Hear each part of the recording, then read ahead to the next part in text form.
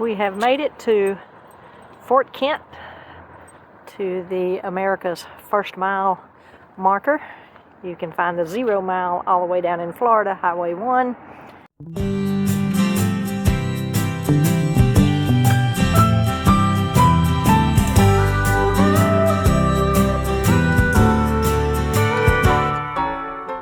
And there is the U.S. Customs Border Protection entry to Fort Kent, but we will be crossing over there and going into Canada there, and our first stop will be the longest covered bridge in the world.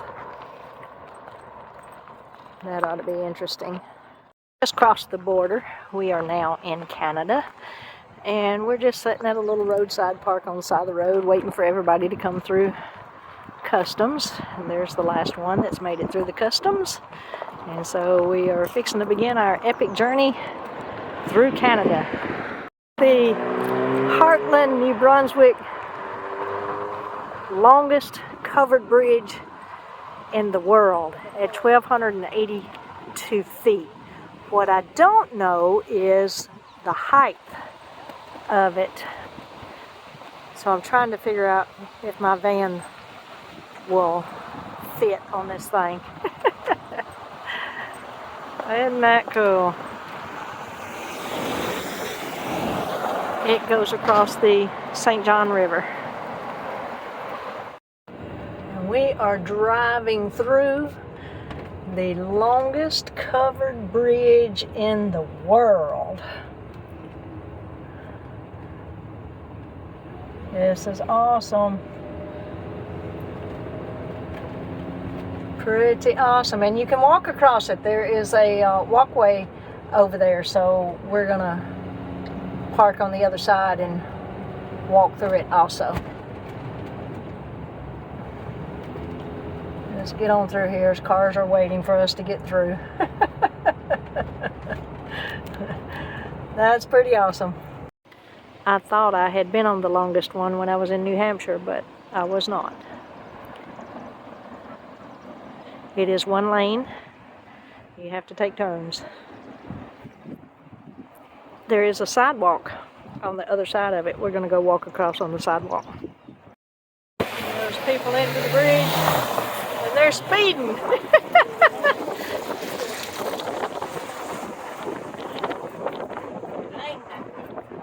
Woo, that wind's cold. But we are walking the plank. Walking the plank.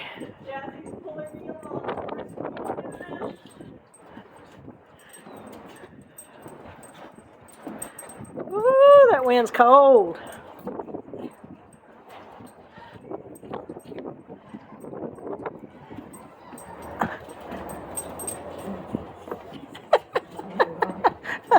I'm back down behind the wall because the wind's so cold.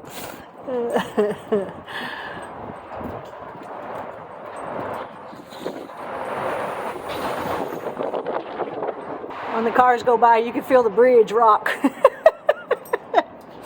Oh, don't look down.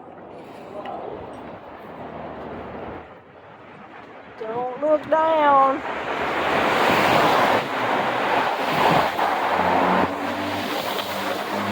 These locals fly. Y'all, it is so nice having a freezer in here. Having a freezer, I have some ice cream and some root beer for a root beer float. I'm saving a lot of money having a freezer in here because I don't have to pay a restaurant fee for this kind of stuff. Much, much, much cheaper. And then there were two as we continue on to Prince Edward Island. See you on the road. We are at Nakawik International Garden, Riverside Walk, but it's the home of the world's largest axe.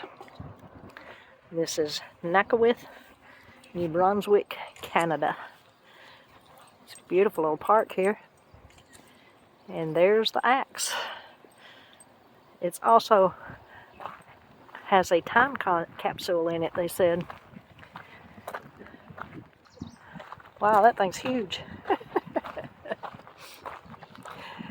Y'all Google it and see what it's made out of. It will amaze you. The world's largest axe symbolizes the importance of the forestry industry, past, present, and future, to the town of Nakawit and the province of New Brunswick, 1991. Oh, this thing is huge.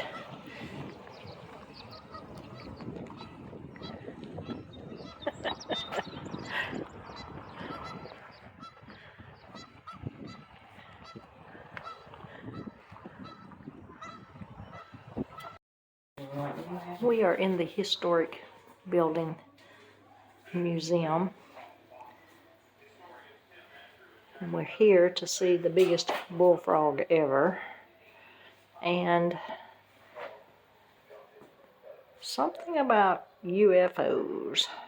So this was the officers' infantry school at one time, built in the 1800s. I forget, 1883 maybe. This is the building that we're in right here. Here's the military compound. And supposedly the largest bullfrog ever to live. Supposedly he jumped into the guy's boat and the guy brought him home and fed him and also gave him whiskey. I guess this is supposed to be a regular sized bullfrog, and this is how big this one got. Not quite sure. It's a legend, so not sure if it's true. Okay, so here we go. Here's the UFO. So this is Stanford Friedman. He was actually born in New Jersey. He was a bigwig on the Roswell, New Mexico alien crash there.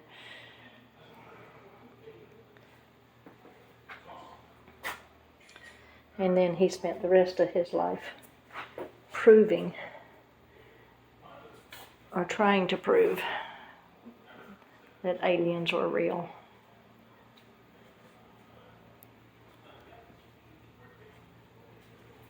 He was on Larry King Live.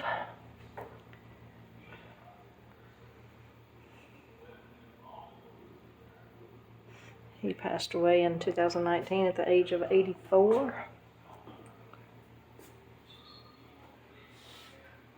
In 1958, he did a report on unidentified flying objects.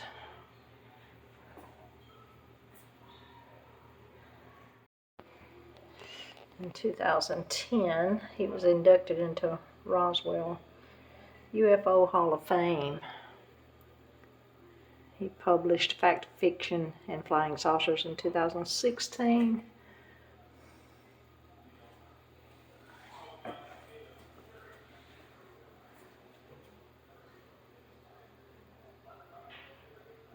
That's interesting.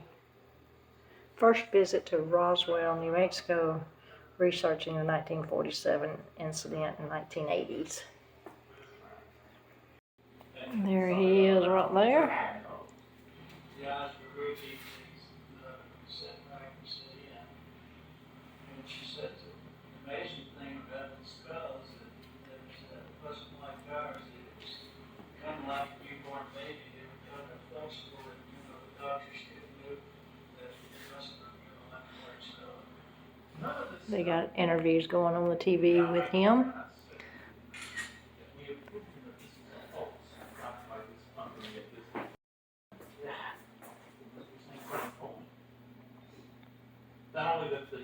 Here's some of his research writings. But he also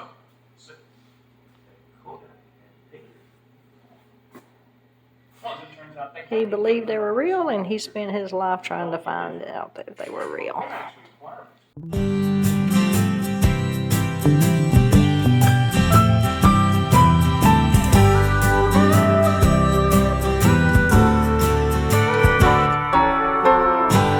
Everyone needs someone, and everybody loves somebody, but not just anyone. If you ain't looking, you might just as well be blind. 'Cause it's so easy to love, but it's so hard to find.